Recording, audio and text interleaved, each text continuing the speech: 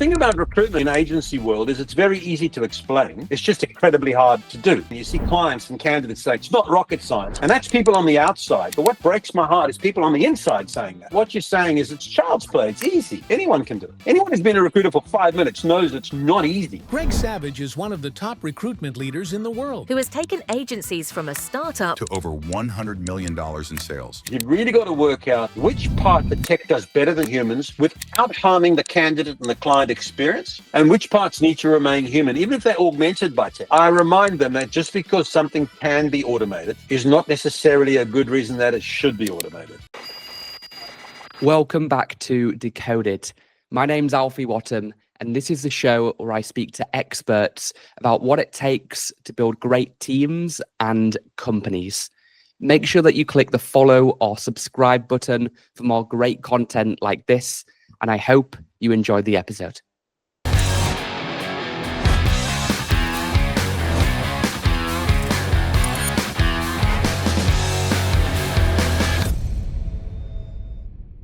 So, Greg, you took Recruitment Solutions from a startup to a highly successful IPO, and other staffing brands to over 100 million in sales, which is absolutely incredible.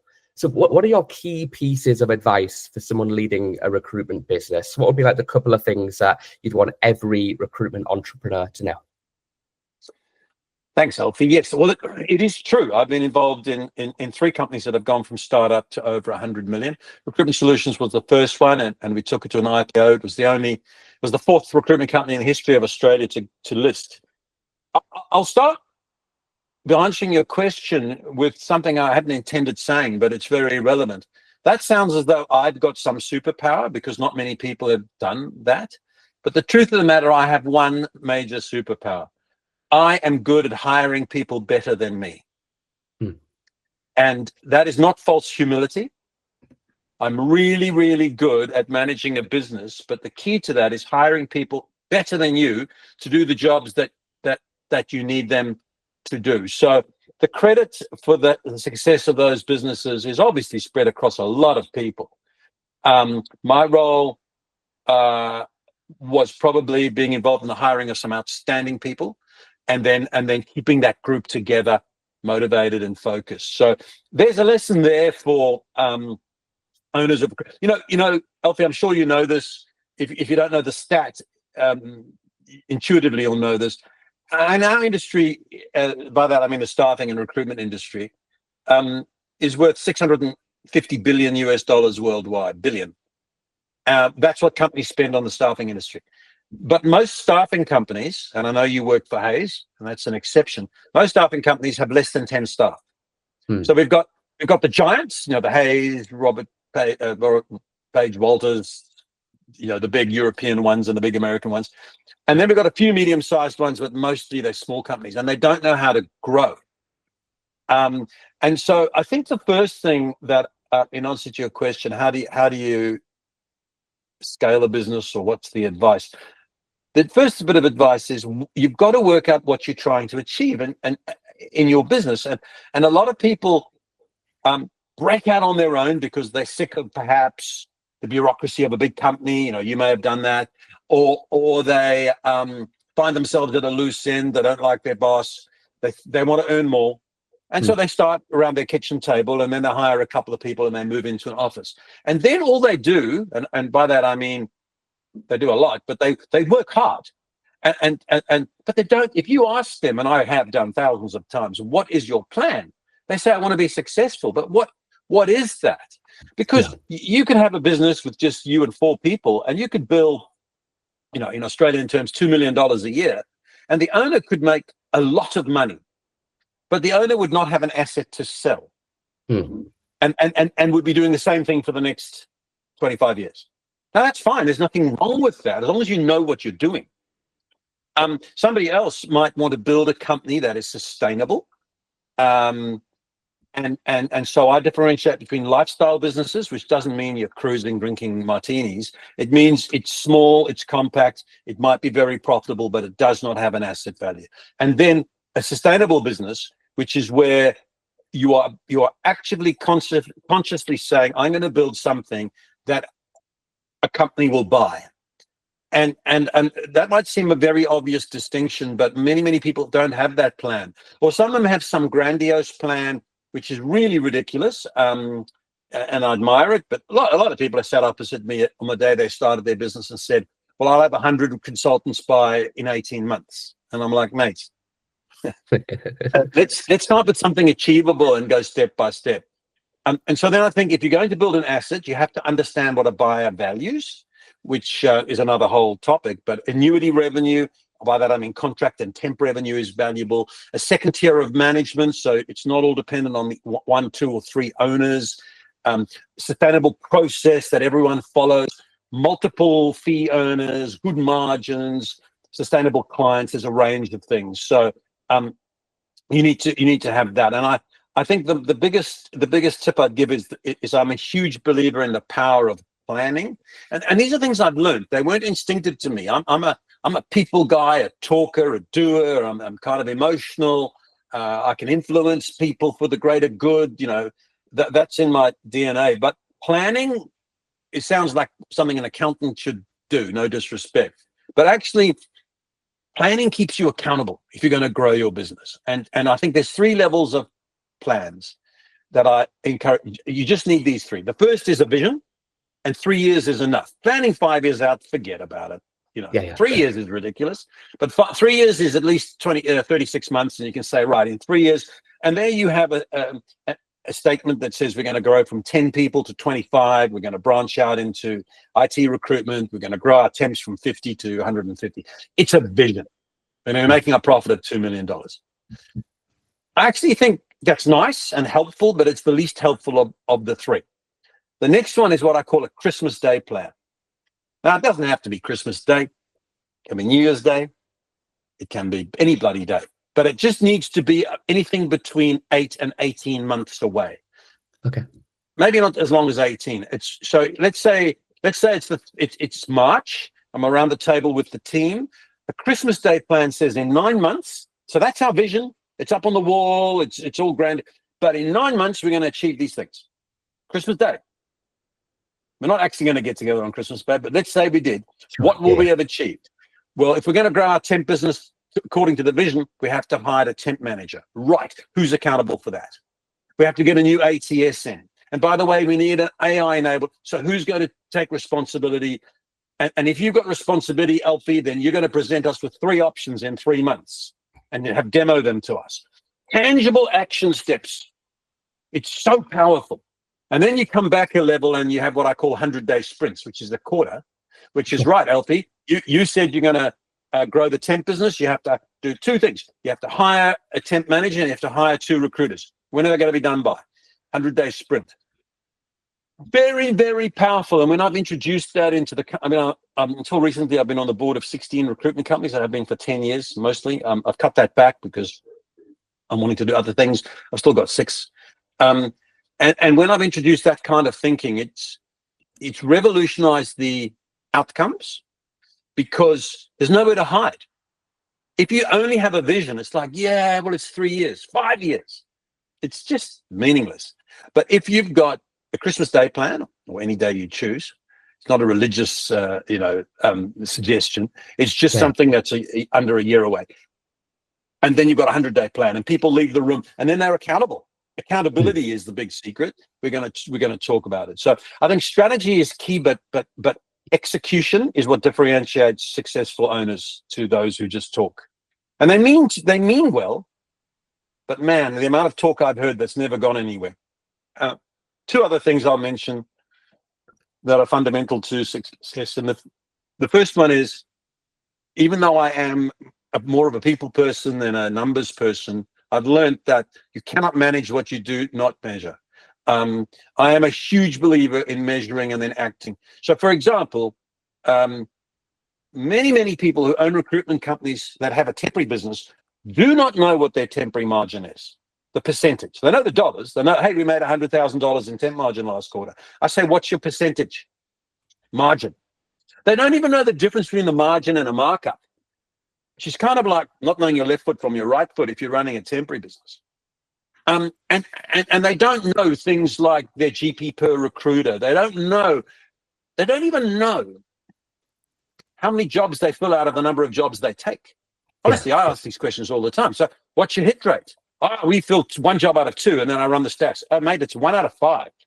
So that means that 80% of the time, if you're working contingent, the people in your team are not being paid. Now, if we could drop it from 1 out of 4, our productivity goes up 20%. So you got to measure, and then you can come up with a plan. And on the temp margin, for example, you could say, look at this. Our temp margin has dropped every quarter by 1%, 17%, 16, 15. Oh, says the CEO, that's not a problem because our dollars are going up. And I'm like, mate, that is a problem because there's a reason that you can arrest that. And if you've got 150 temp or 250 temps, 1% in margin is tens or hundreds of thousands of dollars a year that you are leaving on the table because you're not managing a business according to measurement. And the final tip is, each of these, Alfie, could be in my book, which of course I'll publicize, I have chapters on all of that. Also in my academy, I have a whole masterclasses on all of this because it's not something you can really deliver in a few minutes. But the final thing I'll say is that leadership is action, and that is a very, very good mantra. Look at me, I'm a good talker. I've already shown that, and I can use my communication skills in leadership. But if you don't deliver, your ability to talk works against you because it's inauthentic. No one believes you. And you've been in recruitment long enough to know lots of people who are good talkers, but who don't follow through. Even simply like, hey, mate, I'll help you on that. Let's go on a few client visits together next week. Never does it. Never follows through. So my biggest tip is leadership is action. People will judge you by what you do, not by what you say. So you've got to be careful what you promise, and you've got to follow through, and you've got to be careful of your actions in public and your demeanor. When I say public, I mean in the team. Yeah. Because they will learn. So if you're dismissive of a candidate on the phone, that's an action. It teaches everyone that's okay in our company. If you're disrespectful to a junior person, it teaches everyone that's how we are around here. And companies' culture isn't what's written on their website, it's the behavior of the leadership down. Yeah. So there's 4 or 5 things that I think I learned over the years are important. There's many, many more, as you know, are important though in growing or managing a recruitment business that's going to be sustainable and profitable. Cool. I love that. And what I especially appreciated about that, Greg, was the consistency, because I saw you speak in 2017, 18, something in Auckland, in New Zealand, and you gave a very similar answer back then in terms of the key principles which are important. So it's good to see that the foundations are the foundations, and they don't change regardless of what's happening in the world. That difference between having short-term and long-term objectives, it's in my mind, a lot of people, they have like these goals, but they don't have that plan, and it's not really a goal, it's a wish, it's a dream, it's a hope, but like they have no structure, they have no strategy, they have no like actual tangible milestones to achieve along the way, so they know if they're making progress or not. So it's okay. This is a quick message to tell you about my company, Alpha AI. We built Lisa, the world's first AI-powered recruiter, who screens candidates for you on autopilot. You can make your recruitment process 10 times faster, 90% lower cost, and significantly improve the candidate experience, all with our AI agent for hiring. Learn more at welovealpha.com or click the link below in the description. And now, back to the episode. You held up your book. I love your book. You actually gave me a signed copy a long time ago.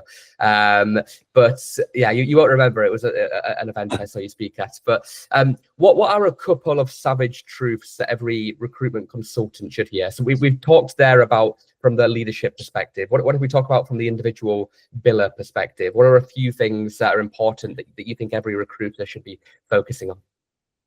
Yeah. So the first book, that one that I gave you, is called The Savage Truth, and it's really autobiographical in a way, and talks about the companies. So I think it's a good leadership book, although recruiters will enjoy it. I've written a second book, which I'll plug shamelessly later on. So the first thing I would, which is a fundamental mindset thing that just undermines recruiters from the beginning, is that there is a fundamental lack of self-belief that our industry is a good thing, and what they do is a valuable thing. Give me an example, a phrase that you may have used, and Alfie, I ask you not to use it ever again if you do, and that is, hey, recruitment, it's not rocket science. And you see that on LinkedIn. You see clients and candidates saying, oh, this dumb recruiter, she mismatched. It's not rocket science. And that's people on the outside. But what breaks my heart is people on the inside saying that. Because if you think about it, what you're saying is it's child's play. It's easy. Anyone can do it. Well, anyone who's been a recruiter for 5 minutes knows it's not easy. The thing about recruitment in agency world is it's very easy to explain. It's just incredibly hard to do. It's like me saying, to score 3 goals in a World Cup final, all you've got to do is kick the ball between the posts. That's all you got. Just do it 3 times. Easy to say, pretty hard to do. Somewhat silly analogy, but it signals when a person says that they don't understand the value that they bring, and therefore they couldn't possibly. If you say that, how can you sell to a client why your fee is worth 25%? If you think it's child's play. And those sleepless nights you've had, and the hours that you've spent, and the amount of work you've done without being paid, and the skill you've showed to secure a job exclusively or to handle a counter offer, these are all incredibly difficult things to do well while you're juggling 50 other things. To then say recruitment is not rocket science is very, very undermining of your self-belief, and I don't think you succeed long term. I think the other thing I've noticed about successful recruiters, which again means they have to go against the grain of many people in our industry, is that they fear the C word, and the C word in this context is complacency. And people get very upset when I say they're complacent because they think I mean lazy, but that's not what complacent means. Complacent means being satisfied with the status quo. And it's been that way since the beginning of time. Because in this industry, we bow down to the altar of fees. And if somebody stitches together a good quarter and is the top of the billing thing, they're now the god of the company. And they begin to believe they are. Yes. And they're not. They're hopeless. They've just had a few things go their way. And you saw it in that post-COVID boom, like 22 and 23 maybe, when everything bounced back post-COVID. And a lot of recruiters who worked hard, I'll give them that, but they were really just spamming resumes around town and making matches at scale. They billed well, and they were held up on a pedestal, and they were the shallowest skilled recruiters, not shallow human beings. They just didn't have the skills. Then when the market turned and suddenly you needed to have relationships and credibility and provide insights and actually provide value, now they've gone back to being accountants or working at, I don't know, Starbucks. I don't mean that disrespectfully, just that they couldn't hold their own in a real consulting world. And the irony is, the more experienced you are, and I've had to fight this my whole life because I've had some success, and then you begin to believe your own, especially me, you begin to believe your own dialogue. And then you, just before that pride comes a fall so many times. And it's happened because I'm not that smart. It's happened to me many times, but you've got to actually go against the grain.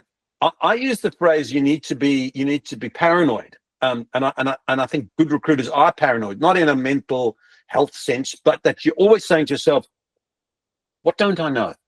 And what should I do better? And you often say to a good recruiter or a skilled recruiter, or experienced recruiter, I should say, what's your fill rate? They don't know.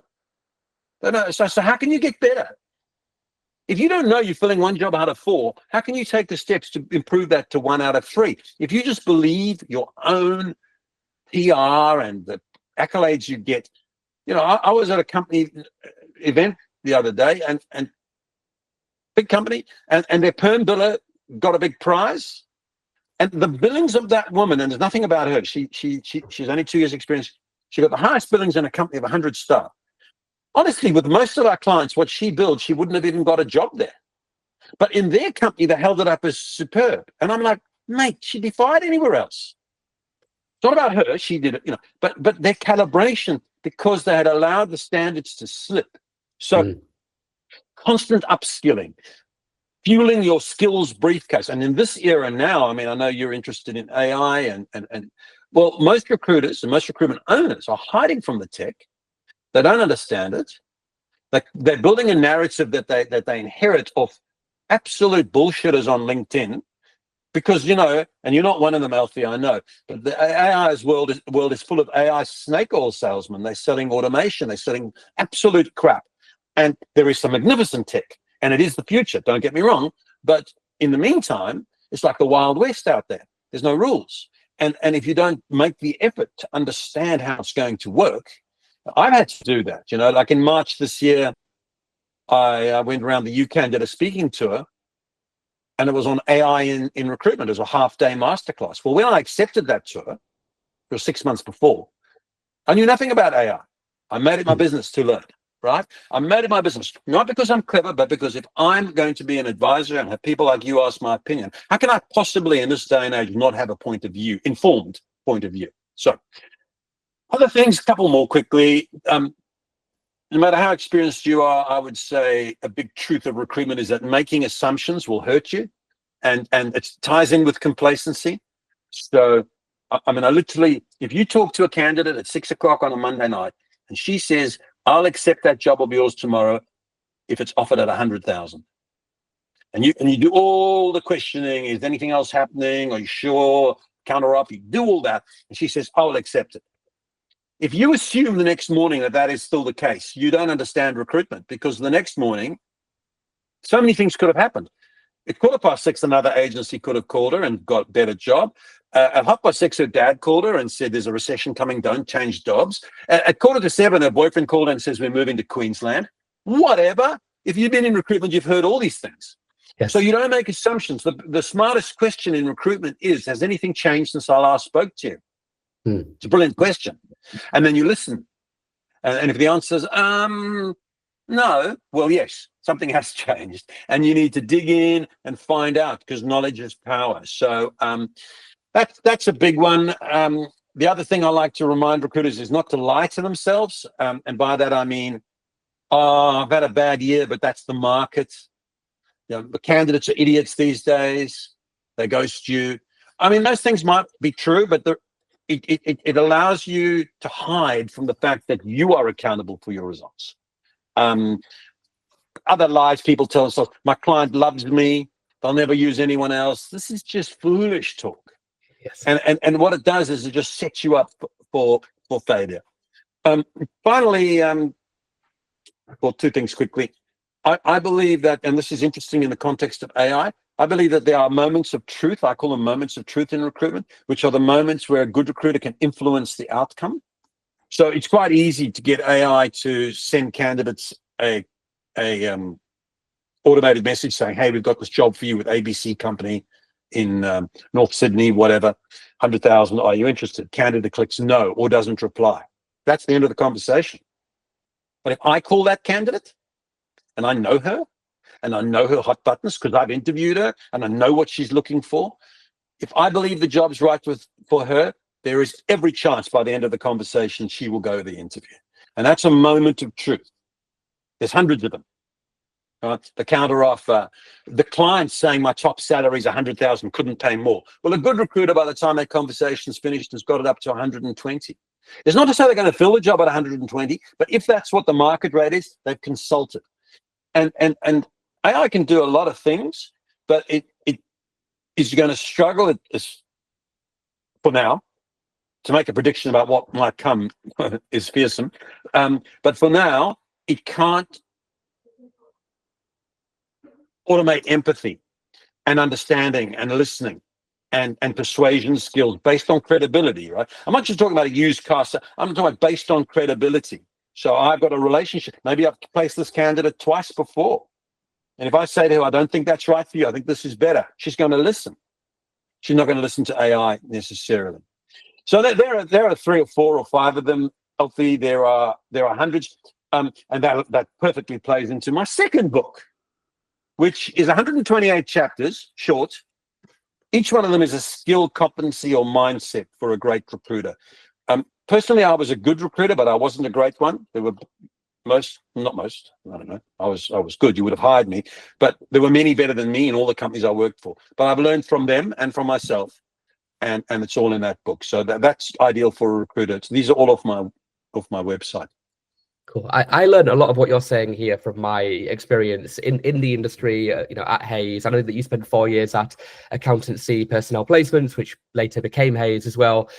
When it comes to those big agencies, Greg, there seems to be a lot of change happening in the market with different revenues shifting, profits sliding with a lot of the bigger players at the moment. Not all of them, but certainly a lot of them.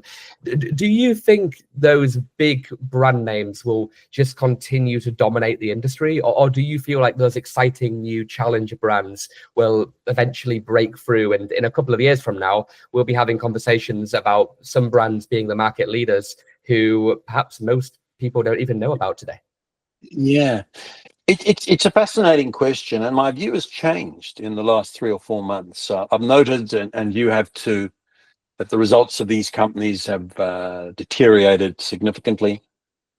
I think that's enough to write them off. But I think they face serious challenges. And I think that the future of those big companies depends on how they respond to the technology. Mm. If they put their heads in the sand and say, well, we're big and powerful. The thing is that those companies, and I mean this with respect because they're well run, and we would love to own companies that could do what they've done. But they are very efficient factories. They're good on speed and access to candidates and process. The thing is, those are the things that AI is good at too. So I worry that in a future, which I believe, and we'll talk about this later, I think that recruiters have to be able to offer insights and consulting and advice. But that is not really the DNA of one of those companies. Of course, they have consultants who do, and they have very experienced people. I mean, as you say, I worked for one of those. I worked for the precursor to Hayes in London in the 80s, and one of the guys I worked with, he was the temp manager. I was the perm manager in Oxford Circus. He's only just retired from Hayes, right? 40 years later. He's had a long career. Clearly, people like that have got magnificent knowledge, but the companies are run mostly on young and 2-3 year experienced people who do a good process, good people, but not necessarily true advisors. So I think they'll continue to dominate high volume, low skilled recruiting at probably lower margins than they've experienced in the past. But I think recruitment consulting will become more niched and more specialized. Now, what we don't know, because these companies are run by very smart people, is how they're going to respond to this and whether they reinvent. And I did notice that Randstad, for example, has got a big tech investment in AI and automated matching.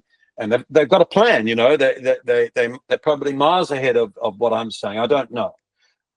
But I don't think they can just wheel out the same formula and be as successful. No. So recruiting, as you've noted, has changed like significantly in your 40 years in the industry. So from like newspaper ads to like faxed resumes to cold calling on Rolodexes to obviously LinkedIn and now beyond. Not to date you, but I mean some of those are like significant changes within in the industry that I kind of started 10 years ago as LinkedIn was starting to become a thing essentially, and now it's we're in very, very different times. Every 6 months, the world of pace is changing faster. Like probably more happens now in 6 months than used to happen in 5 years. It's kind of the exponential growth is incredible. So I guess looking ahead, Greg, you're probably one of the best people in the world to answer this question. Like what emerging trends do you believe will shape the future of recruitment over the next 10 years? I know we've touched upon AI there, but what's your view on like what's next? Well, you said you didn't want to date me, but that's absolutely fine. I started in recruiting 16 years before the internet was invented, Alfie. So stay calm. Well, I mean, you're still asking my opinion, so you must think I know something. 6 years before the fax. What do you think was on my desk the day I started work in January 1980, Alfie? Have a guess. There were 3 things. I mean, a phone with a like circular thing. A rotary phone, plugged into the wall. We probably didn't even have headsets back then, so maybe a key to the file drawer where you had the alphabetized CDs, and then maybe I don't know, a pen and paper, a business card. Yeah, no, these are good answers, and we did have the file of candidates' resumes alphabetically. We also had in the drawer we had a box of cards, which was our client list. Yes, and on the desk there was the yellow pages. Do you remember that? I Do do. Yeah. you know what it is? It's like a phone book for companies, marketing, and an ashtray because everyone smoked, Alfie. Yeah, the walls Not were me, yellow. obviously. Yeah, Yeah, they were. I've heard of this. You'd peel off the whiteboard that was stuck to the wall, and it would be a completely different color behind it. I mean, honestly, if a candidate came for an interview, the first thing the recruiter would do would offer them a cigarette and they'd sit across the Wow. table smoking. Not me, I was obviously into the coke and the heroin at that point, but no, I never smoked. But but in Australia, for example, smoking in offices was only outlawed in 1999, and I started in recruitment in 1980. So 19 years people smoked. So Hmm. anyway, that's just kind of historical stories. But what you're right, we had the internet, we had job boards, which were predicted to destroy recruitment. We had LinkedIn, we had social media, we had blockchain, but all these things that we're going to. Meanwhile, recruitment has continued to thrive.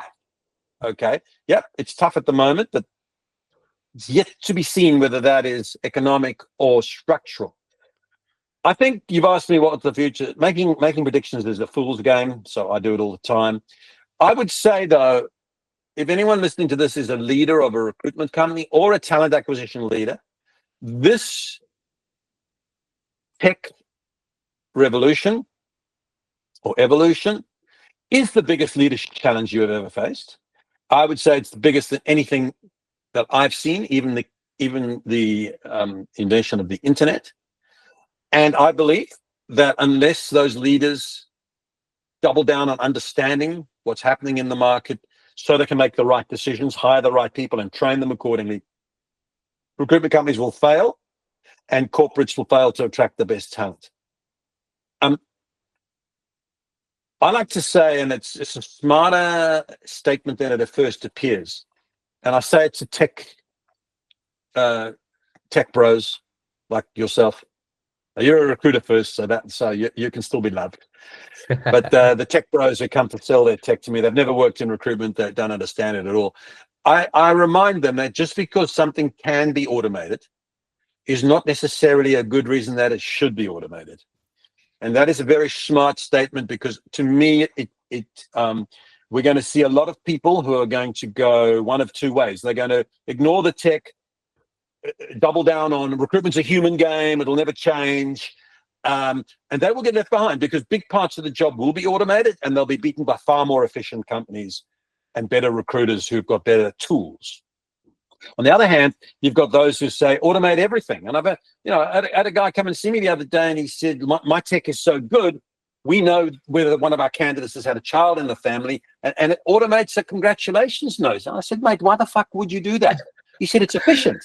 That's weird. He said, it's efficient. Creepy. I said, mate, you don't understand. It's not authentic. If someone's had a baby in the family, it's the biggest thing that's happened to them.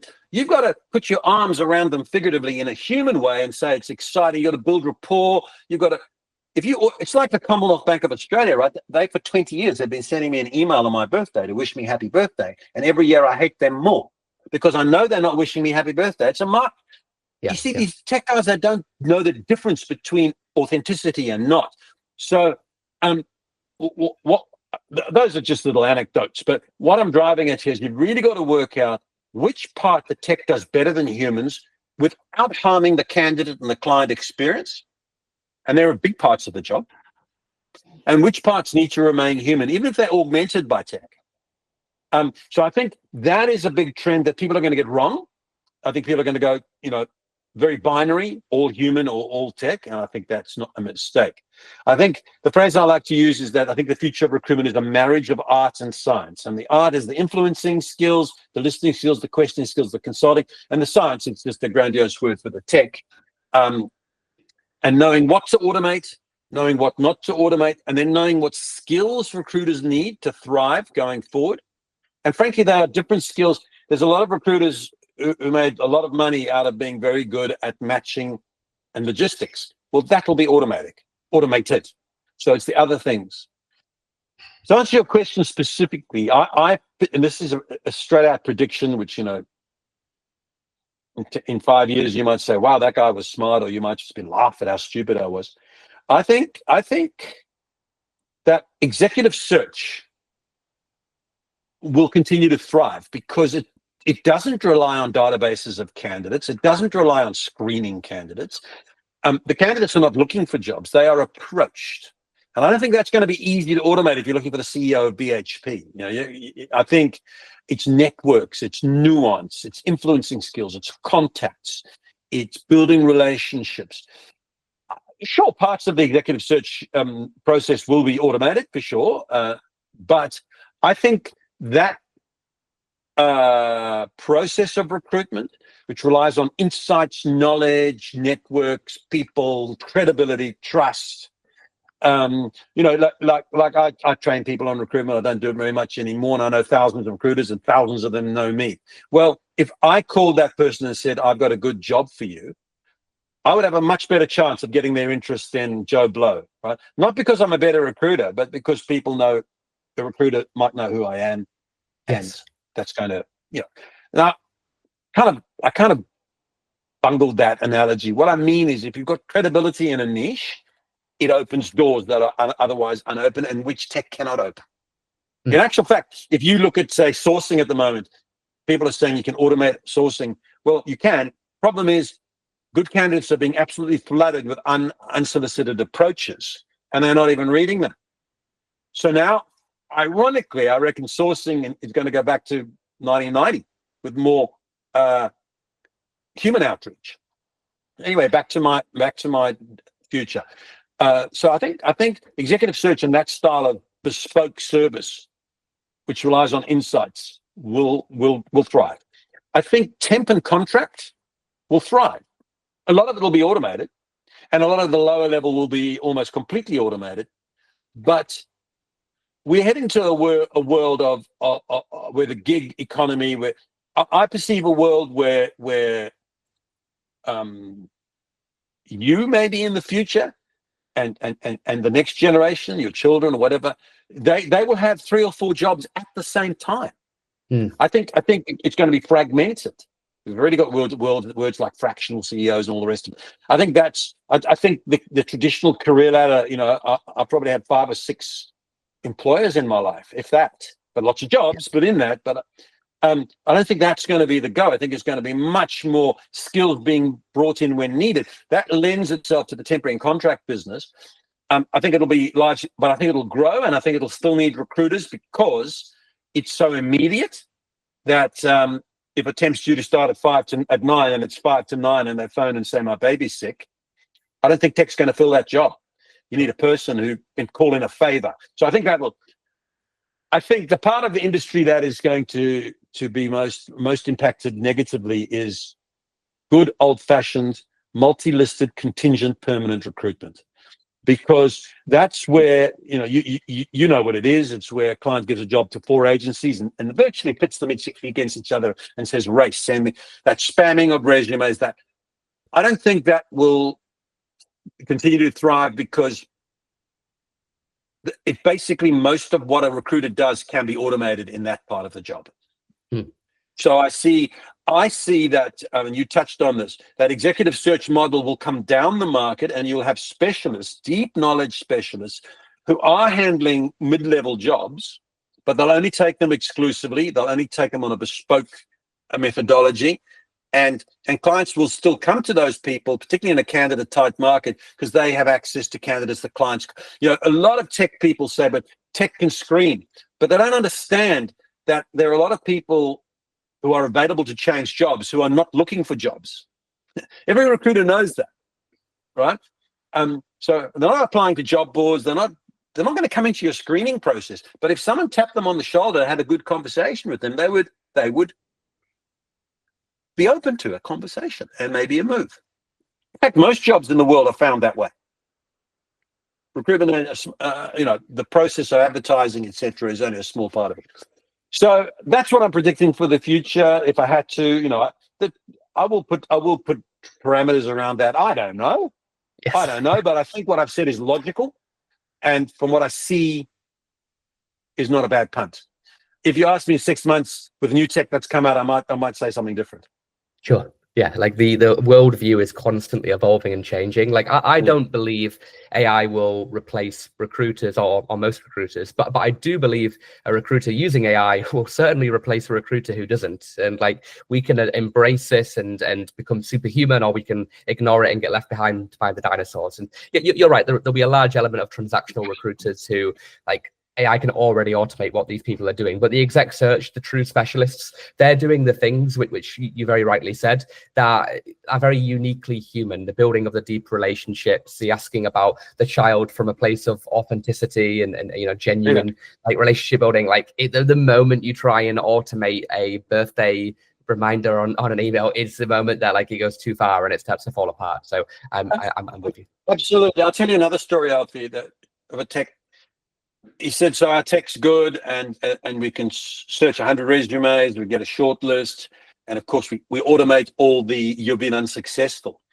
So I said, if I've sent my resume in and I'm totally inappropriate, and I'm selected out, so to speak, in the first screening, I get an email. Yes, you do, and it's nicely worded. So what if I get an interview, a second interview, and a third interview, but I don't get the job? He said, you get the same email. I said, mate, you have got no idea. Yeah, that's not how to do it. You know, that's when a recruiter builds a relationship. I've had candidates crying on the phone. Are you going to send them the same email that someone got who didn't even get an interview? And maybe that candidate came second 5 times in a row. I mean, this has happened. And you've got to build up their confidence, and you've got to talk them through it. That's where you build, and that's why, a lot about the way recruitment is now is flawed. There's no doubt about it. But what is worrying me is I think a lot of technology is just going to automate the dysfunction and make it worse. So we've got to go the other way.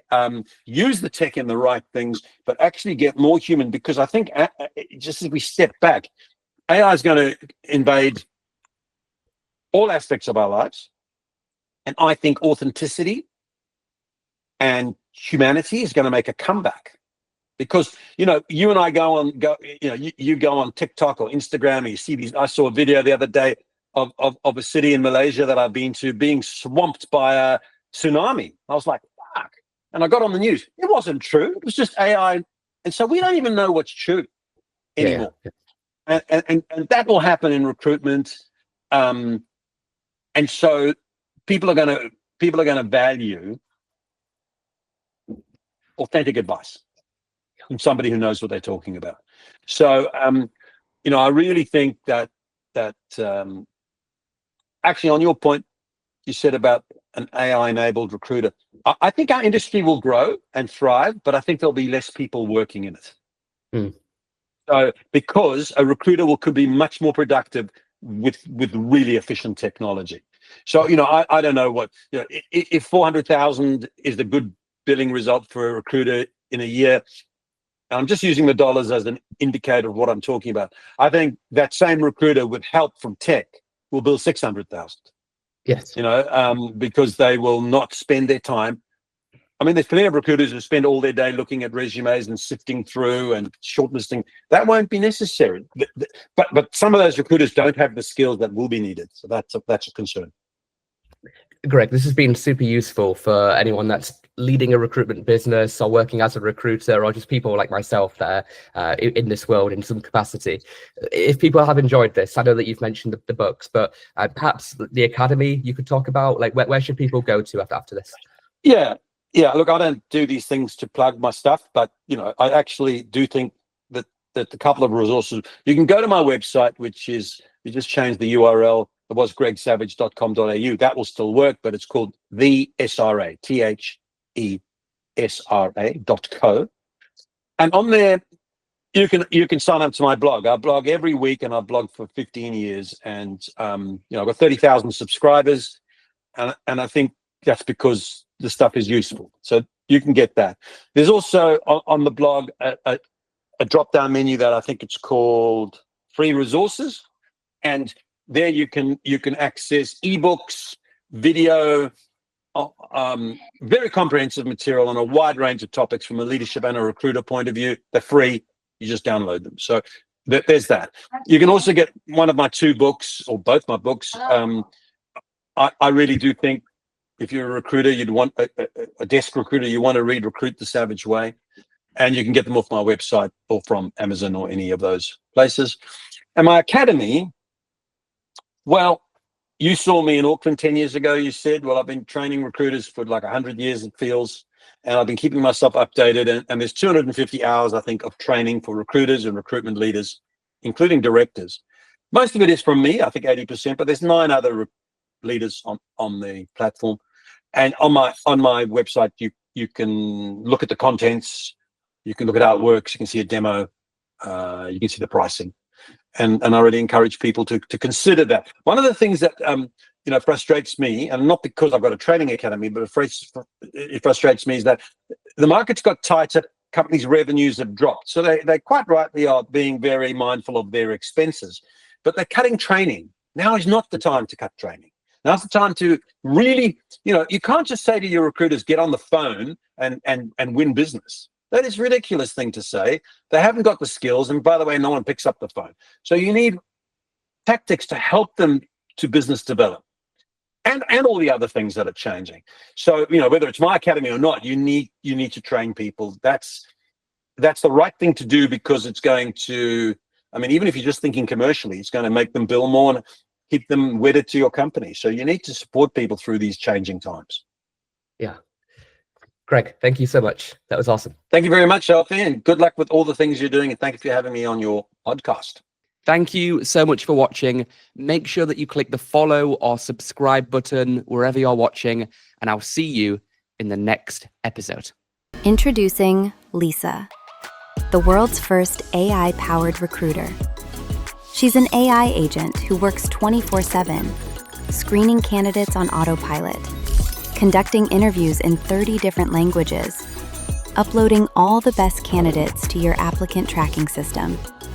Hire 10 times faster at 90% lower cost, and significantly improve the candidate experience. Visit welovealpha.com to start your free trial now.